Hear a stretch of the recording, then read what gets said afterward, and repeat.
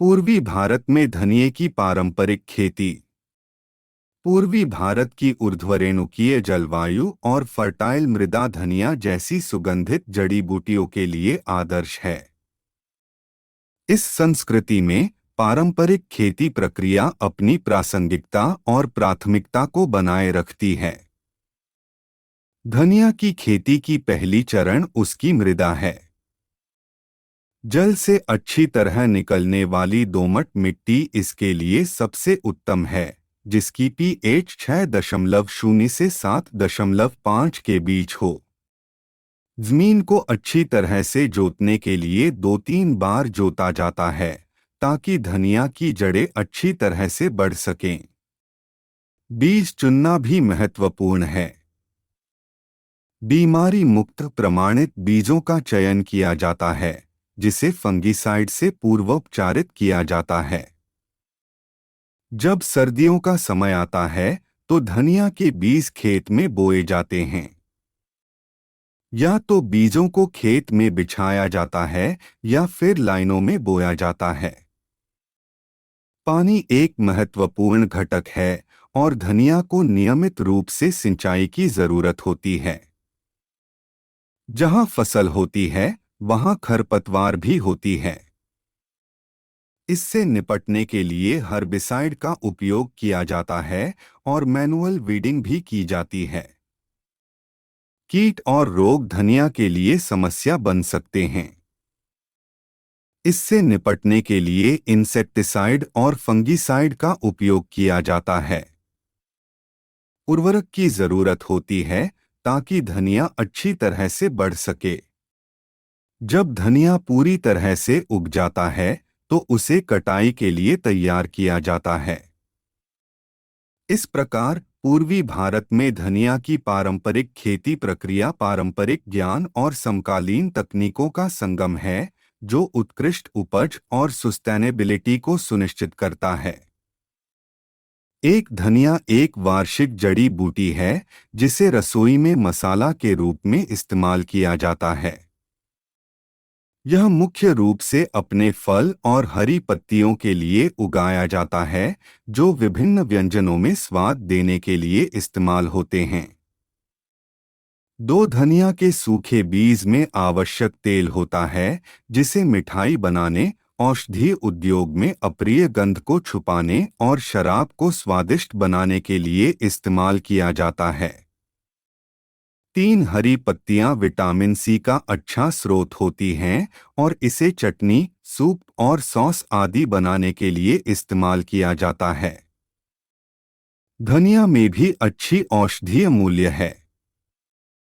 4 तमिलनाडु, कर्नाटक, मध्य प्रदेश और राजस्थान भारत में धनिया के प्रमुख उत्पादक राज्य हैं। यह सभी प्रकार की मिट्टी में उग सकता है, लेकिन अच्छे विकास के लिए सुखावयुक्त दलदली मिट्टी उपयुक्त होती है। मिट्टी की पीएच सीमा 8 से 10 होनी चाहिए। धनिया प्रमुख किस्में और उनका उत्पादन। एक धनिया एक आवश्यक मसाला विभिन्न किस्मों में उगाया जाता है, जिससे विभिन्न प्रकार के स्वाद और उत्पादन प्राप्त होते हैं। 2 स्थानीय किस्म इसकी औसत ऊंचाई 60 सेंटीमीटर तक होती है। इसके फूल सफेद रंग के होते हैं और फल हल्के हरे से पीले रंग के होते हैं। यह 175 से 180 दिनों में पूरी तरह तैयार हो जाता है और इससे 3.5 क्विंटल प्रति एकड़ की औसत उत्पादन होती है। 3 पंजाब सुगंध। यह किस्म मध्यम आकार के हरे पत्तों वाली है, जिसमें अद्भुत सुगंध होती है। इससे हरे पत्तों की 4 बार कटाई की जा सकती है। हरे पत्तों के लिए इसका औसत उत्पादन 150 क्विंटल प्रति एकड़ होता है और बीज का उत्पादन 3.5 क्विंटल प्रति एकड़ होता है। 4GC1 इस किस्म के अनाज मध्यम आकार के, गोल और पीले रंग के होते हैं। यह 112 दिनों में कटाई के लिए तैयार हो जाता है। यह सड़न और पाउडरी माइल्ड्यू के प्रति सहिष्णु है और इससे 4.5 क्विंटल प्रति एकड़ की औसत उत्पादन होती है। 5GC2 यह एक ऊंची और अर्धफैलाव किस्म है जिसमें मध्यम आकार के अनाज होते हैं। यह भी सड़न और पाउडरी माइल्ड्यू के प्रति सहिष्णु है और 5.8 क्विंटल प्रति एकड़ की औसत उत्पादन देता है। 6 को 1 यह एक बौना प्रकार की किस्म है जिसमें छोटे आकार के भूरे अनाज होते हैं। 100 से 120 दिनों में यह कटाई के लिए तैयार हो जाता है और इससे 2 क्विंटल प्रति एकड़ की औसत उत्पादन होती है। 7 को 2 इसमें मध्यम आकार के पीला भूरे अनाज होते हैं जो 90 से 100 दिनों में तैयार हो जाते हैं। इसकी औसत उत्पादन 2.08 क्विंटल प्रति एकड़ है। यह धनिया की प्रमुख किस्मों का संक्षेप में विवरण था जो विभिन्न राज्यों में उगाई जाती है। ये किस्में उत्पादन, रंग और अन्य विशेषताओं के हिसाब से अलग होती हैं। एक भूमि की तैयारी। धनिया की अच्छी पैदावार के लिए भूमि को अच्छी तरह तैयार करना चाहिए। 2 से 3 बार गहरी जुताई के बाद प्लैंकिंग से भूमि को समतल और समान बनाना चाहिए। आखिरी जुताई से पहले 40 क्विंटल प्रति एकड़ की अच्छी तरह सड़ा हुआ गाय का गोबर मिट्टी में मिला देना चाहिए। 2 बुआई। बुआई का समय उन लोगों के लिए जो धनिया को सब्जी के रूप में उगा रहे हैं। अधिकतम बुआई का समय अक्टूबर के पहले सप्ताह है और जब धनिया के बीज के लिए उगाया जा रहा हो तो अक्टूबर के आखिरी सप्ताह से नवंबर के पहले सप्ताह तक बुआई पूरी कर देनी चाहिए।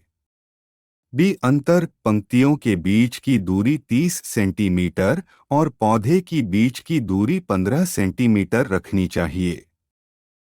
बुआई की गहराई। मिट्टी की गहराई 3 सेंटीमीटर से अधिक नहीं होनी चाहिए। बुआई की विधि। बुआई के लिए पोरा विधि का उपयोग किया जाता है। धनिया बीज उपचार और उर्वरक प्रयोग। एक बीज की दर। 1 एकड़ भूमि में बोने जाने वाले धनिया के बीज की दर 8 से 10 किलोग्राम है। 2 बीज उपचार। धनिया के बीजों का जल्द अंकुरण सुनिश्चित करने के लिए बोने जाने से पहले उन्हें मौसल से पीसकर 2 भाग में तोड़ देना चाहिए। बुआई से पहले बीजों को 8 से 12 घंटे पानी में भिगोकर रखें। फसल को मुरझाने, जड़ सड़ने और बीज प्रारंभिक रोग से बचाने के लिए बीजों को ट्रिचोडर्मा विराइड या स्यूडोमोनास फ्लोरेसेंस के 4 ग्राम प्रति किलोग्राम बीज के साथ उपचारित करें। 3 उर्वरक की आवश्यकता। किलोग्राम प्रति एकड़। यूरिया 90 SSP भूमि परीक्षण परिणाम पर निर्भर करता है। म्यूरेट ऑफ पोटैश भूमि परीक्षण परिणाम पर निर्भर करता है। 4 यूरिया के रूप में 90 किलोग्राम प्रति एकड़ में 40 किलोग्राम नाइट्रोजन को 3 भागों में लागू करें। बोने जाने के समय आधा लागू करें और पहले और दूसरे पत्ता कटाई के बाद बचे हुए उर्वरक को 2 समान भागों में लागू करें। जब फसल को बीज के लिए उगाया जाए तो नाइट्रोजन को 2 खुराकों में 30 किलोग्राम प्रति एकड़ अर्थात 65 किलोग्राम प्रति एकड़ में लागू करें। आधा बुआई के समय और बचा हुआ फूल आरंभ होने के समय।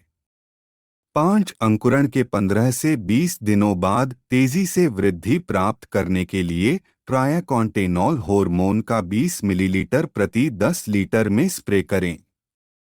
बुआई के 20 दिनों में NPK 19:19 और 19 सेकंड उर्वरक का 75 ग्राम प्रति 15 लीटर पानी में एक स्प्रे ले लिए जाता है जो फसल के अच्छे और तेजी से विकास में मदद करता है। अधिक उपज प्राप्त करने के लिए बुआई के 40 से 50 दिनों बाद ब्रासिनोलाइड का 50 मिलीलीटर प्रति एकड़ में 150 लीटर पानी में स्प्रे करें। 10 दिनों बाद दूसरा स्प्रे ले लिए जाता है। पत्ती और शाखाओं के विकास के चरण में मोनो अमोनियम फॉस्फेट 12-6100 का 45 ग्राम प्रति 15 लीटर पानी में एक स्प्रे लेना अच्छा विकास में मदद करता है और उपज को बढ़ाता है। धनिया खरपतवार नियंत्रण, सिंचाई और पौध संरक्षण। एक खरपतवार नियंत्रण। धनिया की प्रारंभिक वृद्धि के चरण में खरपतवार एक गंभीर समस्या बन जाती है। खेत को खरपतवार मुक्त बनाए रखने के लिए 1 या 2 खरपतवार निकालने की प्रक्रियाएं अपनाई जाती हैं। पहली खरपतवार निकालने की प्रक्रिया बुआई के 4 सप्ताह बाद और दूसरी 5 से 6 सप्ताह बाद ली जाती है। 3 सिंचाई। सिंचाई को मौजूदा मिट्टी में नमी के अनुसार किया जाना चाहिए। बीज बोने जाने के तुरंत बाद पहली सिंचाई की जानी चाहिए। उसके बाद की सिंचाइयां 10 से 12 दिनों के अंतराल में की जानी चाहिए। 4 पौध संरक्षण। कीट और उनका नियंत्रण। अफिड के प्रादुर्भाव की स्थिति में इसे नियंत्रित करने के लिए इमिडाक्लोप्रिड @ 6 ml 10 LTR पानी या थाइमेथॉक्सम @ 4 GM 10 LTR पानी का स्प्रे किया जाता है।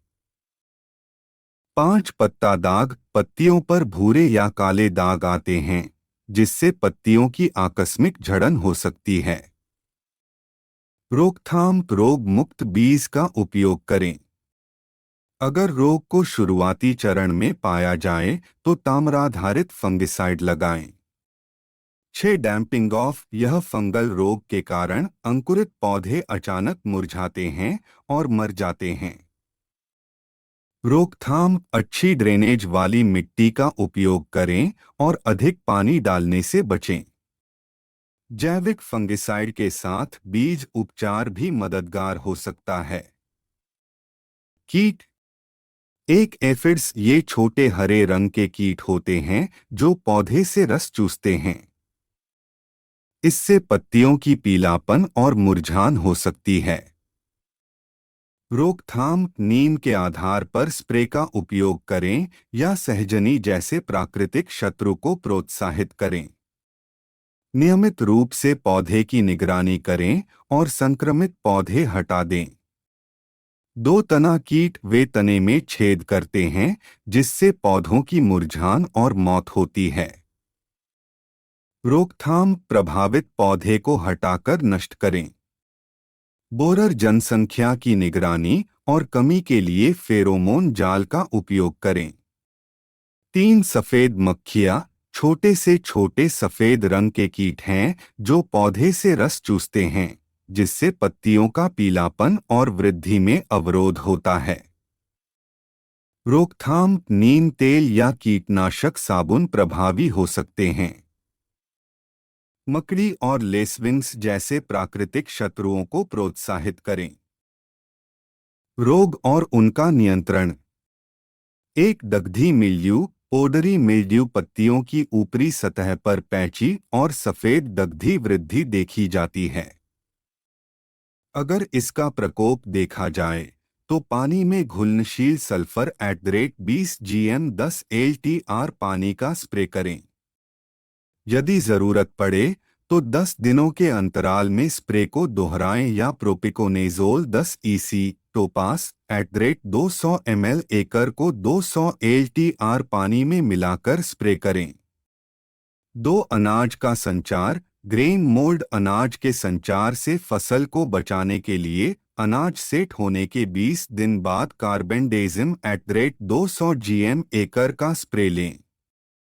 3 जड़ का सड़न। Root rot. जड़ के सड़न से फसल की सुरक्षा के लिए रोकथाम के उपाय के रूप में नीम केक @ 60 GM एकड़ का मृदा में प्रयोग करें। बीज का उपचार भी ट्रिचोडर्मा विराइड @ 4 GM kg बीज से किया जाता है।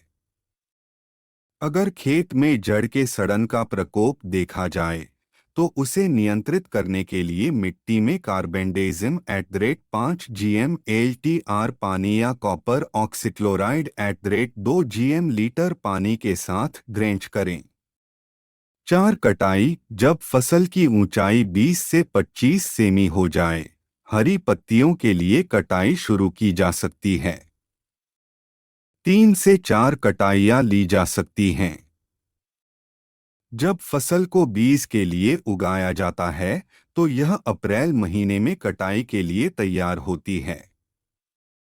तब कटाई करें जब कैप्सूल पूरी तरह से पक जाए लेकिन हरा रंग रहे। अधिक पके हुए कैप्सूल कम मूल्य लाते हैं। 5 प्रदान के बाद कटाई के बाद फसल को 6 से 7 दिनों तक धूप में सुखाने दिया जाता है।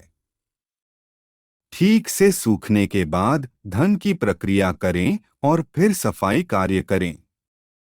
दग्धी मिल्ड्यू पोडरी मिल्ड्यू का परिचय और निवारण। रोग के लक्षण। यह दग्धी मिल्ड्यू तना, पत्तियों और कलियों के नवीनतम हिस्सों पर छोटे सफेद पाउडरी पैच के रूप में दिखाई देता है। इसका आकार बढ़ता है और पूरे पत्ते के पृष्ठभूत क्षेत्र को ढक लेता है। प्रभावित पत्तियों का आकार कम होता है और वे विकृत हो जाते हैं। अकेला बांझपन भी आम है। गंभीर स्थितियों में छतरी सूख जाती है। इस बीमारी के कारण प्रभावित पौधों में बीज की रचना नहीं हो सकती है। जीवन और प्रसार। फंगस पौधे के अवशेष में क्लीस्टोथीसिया के रूप में जीवित रह सकता है और हवा द्वारा लंबी दूरी तक फैल सकता है। अनुकूल स्थितियां। रोग का उदय उच्च आर्द्रता और संयमित तापमान धुंधला मौसम द्वारा प्रोत्साहित होता है। संक्रमण छायांकित क्षेत्रों में सबसे अधिक गंभीर होता है। रोकथाम। पौधों के चारों ओर अच्छी हवा की परिसंचारण सुनिश्चित करें। नीम तेल या सल्फर आधारित कीटनाशक इसके प्रसार को नियंत्रित करने में मदद कर सकते हैं। मुरझाना विल्ट का परिचय और निवारण। रोग के लक्षण। यह रोग फील्ड में टर्मिनल भागों की झुलसी हुई हालत को पहचानने में आसानी होती है, जिसके बाद पत्तियों की सूखने और मर जाने की स्थिति आती है, जो अंत में मौत में परिणामित होती है। जड़ के रक्त संचार प्रणाली में रंग परिवर्तन देखा जाता है। आंशिक मुरझाना भी पाया जाता है। आंशिक रूप से मुरझाए गए पौधों में वृद्धि रुक जाती है। पत्तियां गुलाबी पीले से पीले रंग की हो जाती हैं। ऐसे पौधों में अकेला बांझपन अक्सर देखा जाता है। बीज अगर बनते हैं तो अपरिपक्व और हल्के वजन के होते हैं। प्रारंभिक अवस्था में गंभीर संक्रमण फसल की पूरी तरह से विफलता में परिणामित होता है। जीवन और प्रसार। यह रोग मृदा जनित है और प्राथमिक संक्रमण मृदा में मौजूद टीका के माध्यम से होता है। अनुकूल स्थितियां। अपेक्षित रूप से उच्च मृदा की नमी और मृदा का तापमान संक्रमण के लिए अनुकूल हैं। रोकथाम। उचित फसल परिवर्तन और मृदा की स्वास्थ्य को सुनिश्चित करने से इस रोग को रोका जा सकता है। एक बार संक्रमित होने पर प्रभावित पौधों को उखाड़ दिया जाना चाहिए और नष्ट कर दिया जाना चाहिए। तना गांठ स्टेम गॉल का परिचय और निवारण। रोग के लक्षण। तना गांठ का रोग पत्तियों की शिराओं, पत्ती की डंठल, पेडंकल्स, तना और फलों में ट्यूमर जैसी सूजन के रूप में दिखाई देता है।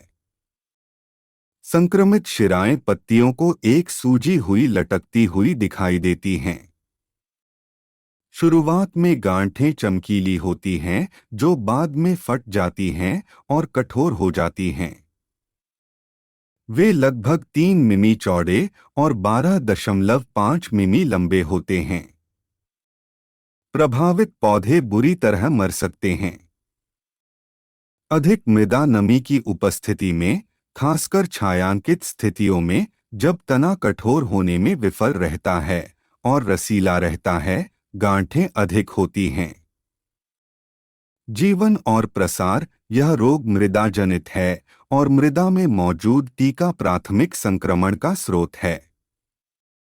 पैथोजन कई सालों तक मृदा में विश्राम स्पोर के रूप में जीवित रह सकता है। अनुकूल स्थितियां अपेक्षित रूप से उच्च मृदा नमी और मृदा का तापमान संक्रमण के लिए अनुकूल हैं। रोकथाम, ट्रिचोडर्मा प्रजातियों जैसे लाभकारी सूक्ष्मजीवों का उपयोग करें जो कई मृदा जनित पैथोजनों के खिलाफ कार्य करते हैं। यदि रोग की घातकता अधिक है तो धनिया में तना गांठ नियंत्रण के लिए अनुशंसित फंजीसाइड का उपयोग करने। धनिया में ब्लाइट की पहचान और निवारण। रोग के लक्षण संक्रमित पौधों के तने और पत्तियों पर गहरे भूरे धब्बे दिखाई देते हैं और उभरते हुए छायायुक्त और युवा फूल मर जाते हैं। मौसम के बाद में जब पौधे परिपक्व होने लगते हैं तो बीज उत्पादन में कमी के अलावा बीमार खेत को पहचानना मुश्किल हो सकता है। जीवन और प्रसार, पैथोजन रोगी पौधे के मलबे में, घास में या मृदा में कॉनिडिया या माइसीलिया के माध्यम से जीवित रहता है। अनुकूल स्थितियां 70% से अधिक आपेक्षिक नमी और 12 से 25 सी का तापमान वाला गर्म मौसम और बीच बीच में होने वाली बारिश रोग के विकास को बढ़ावा देते हैं। रोकथाम, एक बार धनिया में बैक्टीरियल ब्लाइट स्थापित हो जाने पर इसे नियंत्रित करना कठिन होता है। यहाँ धनिया में ब्लाइट को नियंत्रित करने के कुछ अन्य तरीके हैं। कादरीस की छिड़काव, जो धनिया पर फूल ब्लाइट को नियंत्रित करने के लिए पंजीकृत है। प्रति लीटर पानी में 2 मिलीलीटर कार्बेंडेजिम या प्रति लीटर पानी में 2 ग्राम मैनकोजेब 72 m.z की छिड़काव।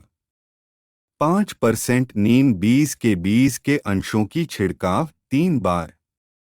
7 से 10 दिनों की अंतराल में 0.5 से 2 गैलन 100 गैलन पानी पर क्यूएवा की छिड़काव। 1.3 पाउंड ए पर 10 दिनों के अंतराल में क्यूप्रोफिक्स अल्ट्रा 40 डिस्पर्स की छिड़काव। धनिया में तना सड़न। रोग के लक्षण, संक्रमित बीज अंकुरित नहीं होते हैं। अंकुरण के बीज की तेज मौत, उभरने से पहले तने के गले के क्षेत्र में जल संक्रमित लाल घाव होते हैं जिससे उभरे हुए पौधे ध्वस्त हो जाते हैं। जीवन और प्रसार, पैथोजन मरे हुए या जीवित पौधों में मैसिलियम के रूप में, संक्रमित पौधे के हिस्सों में या मृदा पर स्क्लेरोटिया के रूप में जीवित रहता है या बीज के साथ संप्रेषित के रूप में। फंगस पानी, संक्रमित मृदा या उपकरण पर प्रसारित हो सकता है। अनुकूल स्थितियां, वर्षा का मौसम रोग के विकास को प्रोत्साहित करता है। रोकथाम, ताम्राधारित फंगिसाइड जैसे कि कॉपर ऑक्सीक्लोराइड और बोर्डो मिश्रण विभिन्न फंगल रोगों, तना सड़न सहित को उपचार करने के लिए सामान्य रूप से उपयोग किया जाता है। कार्बेंडेजिम और प्रोपिकोनेजोल एक सिस्टेमिक फंगिसाइड हैं जो विभिन्न फंगल पाथोजेनों के खिलाफ प्रभावी हो सकते हैं। ट्रिचोडर्मा एसपीपी, स्यूडोमोनास फ्लोरेसेंस, मैनकोजेब और कैप्टन का उपयोग किया जा सकता है। पूर्व बुआई। सामान्य सांस्कृतिक प्रथाएं। गहरी जुताई, गर्मियों में खेतों की गहरी जुताई की जाती है ताकि नेमाटोड की जनसंख्या को नियंत्रित किया जा सके, मृदा में संक्रामक पाथकों और मामवे के प्रपाम को उजागर किया जा सके और खरपतवारों को नष्ट किया जा सके। मृदा सोलरीकरण, बीज बोने जाने से 3 सप्ताह पहले बिस्तरों को 45 गेज 0.45 मिमी मोटाई की पॉलीथीन शीट से ढक दें ताकि मृदा सोलरीकरण हो सके जो मृदा जनित कीटों को समेत खरपतवारों को घटाने में मदद करेगा। समय पर और लाइन में बुआई, यह सुनिश्चित करना चाहिए कि बुआई समय पर और सीधी रेखा में की जाए। खेत सफाई और रोगी पौधों को हटाना। यह महत्वपूर्ण है कि खेतों को स्वच्छ रखा जाए और रोगी पौधे हटा दिए जाएं। वैकल्पिक मेजबान पौधों को नष्ट करना। इससे रोग प्रसारित होने वाले कीटों की जनसंख्या को कम किया जा सकता है। मृदा परीक्षण के आधार पर उर्वरक और खाद का उपयोग यह सुनिश्चित करता है कि पौधों को सही मात्रा में पोषण मिले। स्पोरोप्टेरा के प्रबंधन के लिए कैस्टर या गेंदा की वृद्धि। ये पौधे इस कीट को आकर्षित करते हैं और इसे नियंत्रित करने में मदद करते हैं। पोषक तत्व। मृदा परीक्षण अलग अलग कृषि जलवायु क्षेत्रों के लिए प्रतिस्पर्ध आधारित मृदा परीक्षण और सिफारिश के आधार पर पोषक तत्वों का सेवन किया जाना चाहिए। फार्मयार्ड खाद। बुआई से 2 से 3 सप्ताह पहले आखिरी जुताई के समय 4 से 5 टन फार्मयार्ड खाद या 1.5-2.0 टन प्रति एकड़ वर्मी कॉम्पोस्ट को मृदा में मिला दें। त्रिचोडर्मा का उपयोग। त्रिचोडर्मा को 100 किलोग्राम फार्मयार्ड खाद में 15 दिनों तक उपयोग करने से पहले संचारित किया जाना चाहिए। खरपतवार। गर्मी की जुताई। वर्षा की सबसे गर्म महीने मई से जून में गर्मी की जुताई की जानी चाहिए और पारदर्शी पॉलीथीन पत्ती के साथ मृदा सोलरीकरण किया जाना चाहिए। बीज और मृदा के पाठक और नेमाटोड्स। सांस्कृतिक नियंत्रण। यदि नेमाटोड्स को मृदा में मौजूद होने का पता चलता है तो प्रतिरोधी किस्में प्लांट करें। नेमाटोड्स के लक्षण दिखाई देने पर या उससे पहले पौधों की जड़ों की जांच करें। उपर्युक्त सभी उपाय मृदा, बीज, पौधों और फसल की स्वास्थ्य और उत्तराधिकारिता को बनाए रखने के लिए हैं, जो विशेष रूप से अच्छी पैदावार और बेहतर उत्पादकता के लिए महत्वपूर्ण हैं। बुआई। पोषक तत्व। बीज संचारण। बीज को अजोटोबैक्टर 107 CFU प्रति ग्राम @ 5 ग्राम किग्रा बीज और PSB @ 8-10 ग्राम किग्रा बीज के साथ संचारित किया जाना चाहिए। काले काटन की मृदा में उर्वरक प्रति एकड़ के रूप में एक एकल बुनियादी खुराक में 12 किलोग्राम N, 16 किलोग्राम P2O5 और 8 किलोग्राम K2O लागू करें। सिंचाई में हल्की मृदा। बुआई के समय बुनियादी खुराक में 18 किलोग्राम N, 12 किलोग्राम P2O5 और 12 किलोग्राम K2O लागू करें। खरपतवार। बीज चयन। हमेशा प्रमाणित और मुक्त बीज का उपयोग करें। पंक्तिबद्ध बुआई। अंतर संस्कृति कार्यों को सुगम बनाने के लिए पंक्तिबद्ध बुआई की जानी चाहिए। पौध की संख्या। फसल खरपतवार प्रतिस्पर्धा को न्यूनतम करने के लिए पौध की संख्या को इसकी आदान प्रदान से शुरू होते ही अपने अधिकतम पर बनाए रखना चाहिए। रोग और कीट। सांस्कृतिक नियंत्रण। स्वस्थ और रोग मुक्त बीज का चयन करें। प्रतिरोधक विधियां। रोग प्रतिरोधक सहिष्णु किस्मों का उपयोग करें। सिंचाई। विल्ट को न्यूनतम करने के लिए अधिक सिंचाई से बचें। जैविक उपाय। ट्रिचोडर्मा हार्जिनम विराइड और स्यूडोमोनास फ्लोरेसेंस का उपयोग पौधारोपण सामग्री में बीज अंकुर पौधे के उपचार के लिए किया जाता है। यदि वाणिज्यिक उत्पादों का उपयोग किया जाता है तो लेबल दावा की जांच करें। हालांकि उन खेतों में किसानों द्वारा अपनी खुद की उपयोग के लिए उत्पादित जैविक कीटनाशकों के लिए पंजीकरण की आवश्यकता नहीं है। वनस्पतिक अवस्था। सामान्य सांस्कृतिक प्रयास। सिंचाई फसल के सामाजिक चरणों में प्रदान करें। जल संकट और जल अवरोधित स्थितियों से बचें।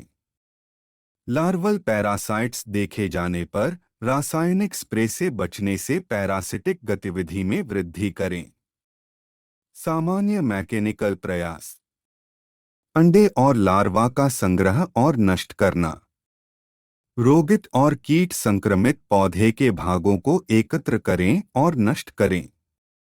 सफेद मक्खी और अफीड के लिए पीला चिपचिपा जाल और थ्रिप्स के लिए नीला चिपचिपा जाल @ 4 से 5 जाल एकड़ का उपयोग करें। लाइट ट्रैप का उपयोग @ 1 एकड़ में 6 बजे से 10 बजे तक करें। वयस्क कीटों की गतिविधि की निगरानी के लिए फेरोमोन ट्रैप्स @4 से 5 ट्रैप्स एकड़ स्थापित करें। प्रत्येक 2 से 3 सप्ताह के बाद फ्रेश लोर्स के साथ लोर्स को बदलें। राजा कौवा, सामान्य मैना आदि की तरह प्राकृतिक पक्षियों को प्रोत्साहित करने के लिए पक्षी पर्च @20 एकड़ उन्मुक्त करें। सायंकाल में 7 से 8 बजे के बीच बोनफायर सेट करें। सामान्य जैविक प्रयास। पारिस्थितिकी इंजीनियरिंग के माध्यम से प्राकृतिक दुश्मनों की संरक्षण। प्राकृतिक दुश्मनों की आवृद्धिकरण जारी। पोषक तत्व।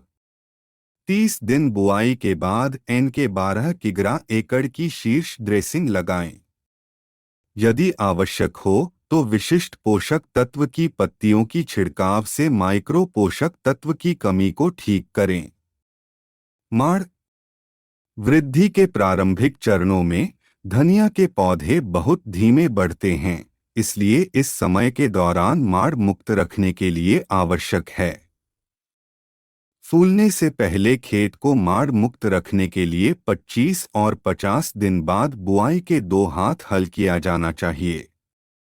वर्षा की फसल में पहली माड़ बुआई के करीब 25 से 30 दिन बाद की जानी चाहिए और सिंचाई की फसल में करीब 30 से 35 दिन बाद बुआई और दूसरी माड़ 50 से 60 दिन बाद बुआई।